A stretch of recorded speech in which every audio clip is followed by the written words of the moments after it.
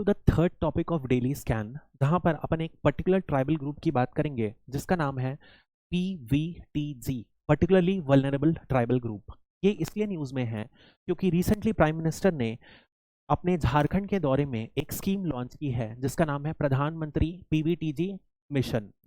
अब इस मिशन का एक पर्टिकुलर एम है जो PVTG को डेवलपमेंट में बात करेगा।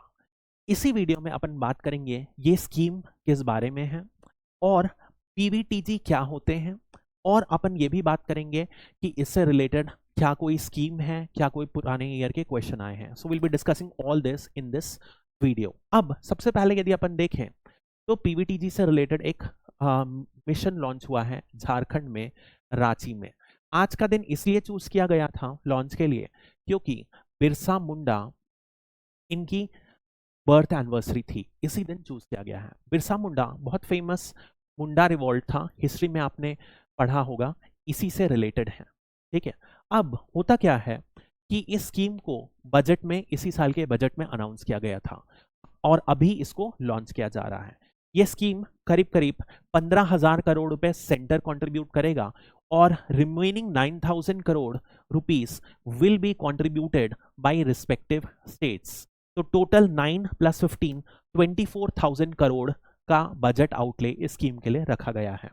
यदि अपन देखें तो ऐसा कुछ भी नहीं है कि इस स्कीम में कोई नई इनिशिएटिव लॉन्च की गई है, मतलब कि जो ऑलरेडी एग्जिस्टिंग गवर्नमेंट स्कीम्स हैं उन्हें इंप्लीमेंट किया जाएगा बेटर तरीके से। दिस इज द आइडिया, क्योंकि जितनी भी एग्जिस्टिंग स्कीम्स रहती हैं वो अलग अलग मिनिस्ट्री के होती हैं, के अंडर होती हैं, इसीलिए 9 मिनिस्ट्री और अलग अलग ऐसी माना जा रहा है 11 इनिशिएटिव्स को कंबाइन करके टारगेटेड वे में इस स्कीम को रन किया जाएगा। तो बेसिकली होता ऐसा है कि सारी स्कीम को एक कन्वर्जेंस अप्रोच और एक स्पेसिफिक बोर्ड बना दिया जाएगा जो इस स्कीम के आफ्टर लुक करेगा। This is how convergence approach work.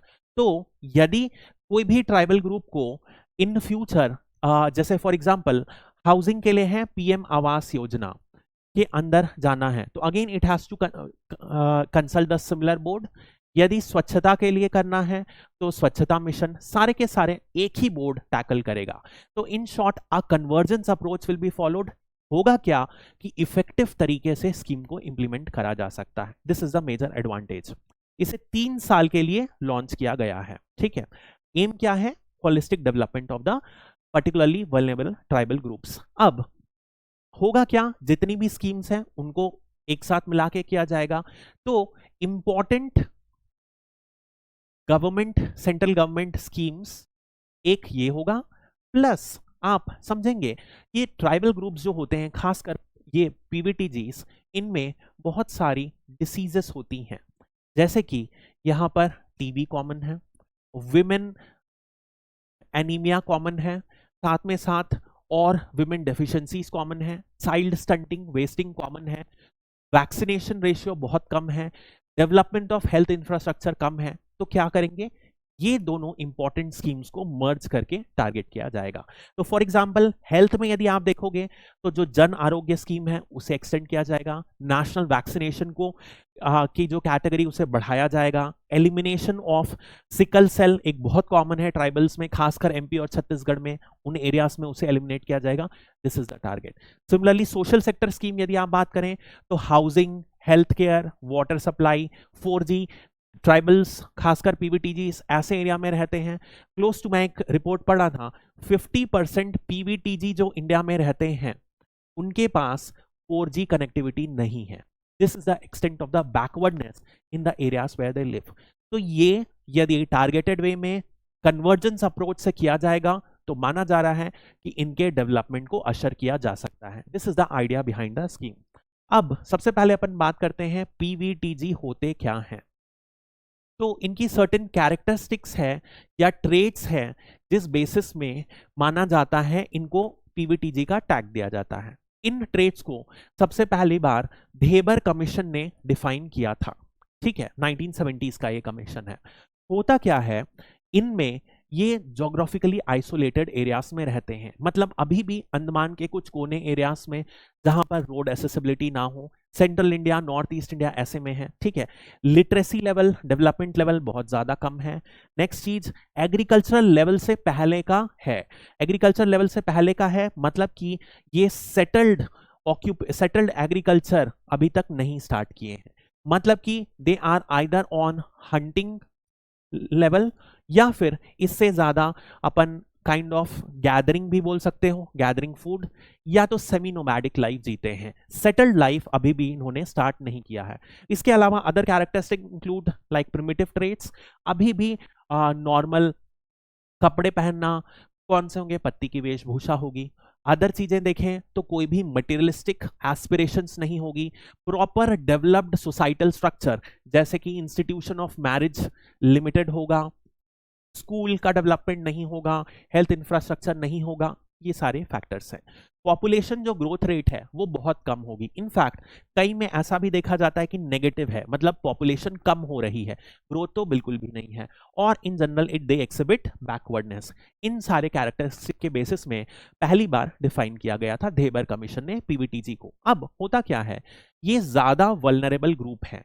क्या होता है, यदि मान लीजिए आप रिजर्वेशन की बात करें तो रिजर्वेशन ये एसटी है, इसमें भी डिवीजन है सोसाइटी में। सबसे पहले देयर आर जो टॉप वर्ग है और ये बॉटम वर्ग है। तो रिजर्वेशन का सबसे बड़ा जो ड्रॉबैक आता है या इशू आता है वो ये है कि जितने भी टॉप सेगमेंट हैं ये वाले, ये सारा का सारा रिजर्वेशन का बेनिफिट उठा लेते हैं और जो लोअर है वो नहीं उठा पाते हैं। इस वजह से बॉटम में जो बैठे हैं पीवीटीजी ग्रुप्स, इनको रिजर्वेशन का फायदा बिल्कुल भी नहीं हुआ है, ना इनको एजुकेशन में ना इनको सरकारी जॉब में किसी तरीके से बेनिफिट हुआ। इस वजह से these are the people who have been perennially at loss. तो अपन इस बात को समझें तो इनके लिए कुछ स्पेशल स्टेप्स लेना चाहिए सरकार को। इस वजह से इसके लिए स्कीम्स और अभी के प्रोग्राम्स लॉन्च किए जा रहे हैं। नॉर्मली ये नॉन टिम्बर फॉरेस्ट प्रोडक्ट जैसे कि हनी हो गया, जैसे कि वैक्स हो गया, इनको लोकली कलेक्ट करते हैं, कंज्यूम करते हैं और थोड़ा बड़ा बार्टर सिस्टम से बेचते रहते हैं। डिसीजेस बहुत कॉमन है, जैसे अपन ने सिकल सेल एनीमिया की बात की, मलेरिया की बात करी, ठीक है। और 1973 में धेबर कमीशन ने इन्हें सबसे पहले बार डिफाइन किया। उस समय इन्हें प्रिमिटिव ट्राइबल ग्रुप्स कहा जाता था, बाद में इसे PVTG particularly vulnerable tribal groups के रूप में डिफाइन किया गया। ये ऑफेंसिव माना जाता था कि किसी को भी प्रिमिटिव क्यों बोले, इस वजह से नोमेनक्लेचर में चेंज देखा गया।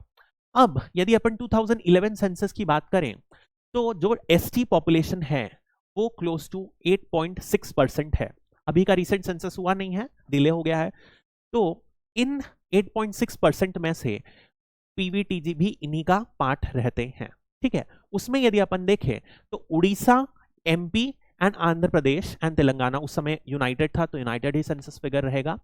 दिस आर द लार्जेस्ट, और पीवीटीजी में जो लार्जेस्ट कम्युनिटी है वो सौर है, ठीक है। This is what. अब ऐसा नहीं है कि यदि अपन पीवीटीजी बात कर रहे हैं सब बैकवर्ड है, generally they are backward, but इनमें variety of culture, custom and economic activities चलती आ रही हैं और सबके सब एक दूसरे से डिफर हैं, अलग अलग ग्रेडेशन में है, बहुत ज्यादा डिफरेंसेस प्रिवेल करते हैं within the PVTG group as well, ठीक है। अब ये बहुत छोटा सा टॉपिक है, इसी से रिलेटेड 2019 में एक प्रीलिम्स क्वेश्चन आया था, फाइंड द करेक्ट पूछा statement about the PVTGs in India. PVTGs reside in 18 states and 1 union territory, ठीक है। It's a very tough question, क्योंकि जब भी ये डेटा आ जाता है, पहले यूपीएससी सारे डेटा गलत देता था, अब क्या ट्रेंड हुआ है, बहुत बार सही भी दे देता है, तो ये डेटा वाले क्वेश्चन डिफिकल्ट होते हैं। A stagnant or declining population is one of the criteria for determining PVTG status. ये तो सही है, 1 वाला हमें डाउट है। थर्ड देखते हैं, there are 92, फिर डेटा आ गया 92 PVTGs of officially notified in the country so far, ये भी हमें डाउट है। Irular and Konda Reddi tribes are included in the list of PVTGs. अब कुछ लोगों को इसमें भी डाउट होगा, but because I am a geography optional student तो मुझे पता है ये सही है। तो यदि 2 और 4 मैं सही जानता हूं तो उस बेसिस में ऑप्शन या तो बी होगा या तो सी होगा। जब मैंने इस प्रीलिम्स में अटेम्प्ट किया था तो मैं इस क्वेश्चन को छोड़ दिया था, because I was not sure about the 2 things. लेकिन 2 बार जब 2 में डाउट रहे तो प्रोबेबिलिटी बेसिस में यू शुड अटेम्प्ट बी या सी में से कोई मार्क कर देना चाहिए। यदि आपको 4 भी नहीं पता है तो आपके पास 3 ऑप्शंस हो जाएंगे B C D, then you must not attempt it. That is how you have to attempt. हालांकि इसका करेक्ट आंसर है ये 92 नहीं होते हैं, ये 75 होते हैं। ये पेपर आने के बाद मैंने रिसर्च किया तो मुझे पता चल गया, उस समय नहीं पता था। तो 3 इज ऑल्सो करेक्ट। तो ये आंसर इसका जो हो जाएगा वो बी हो जाएगा। ठीक है, that is all for this topic. Thank you, have a nice day.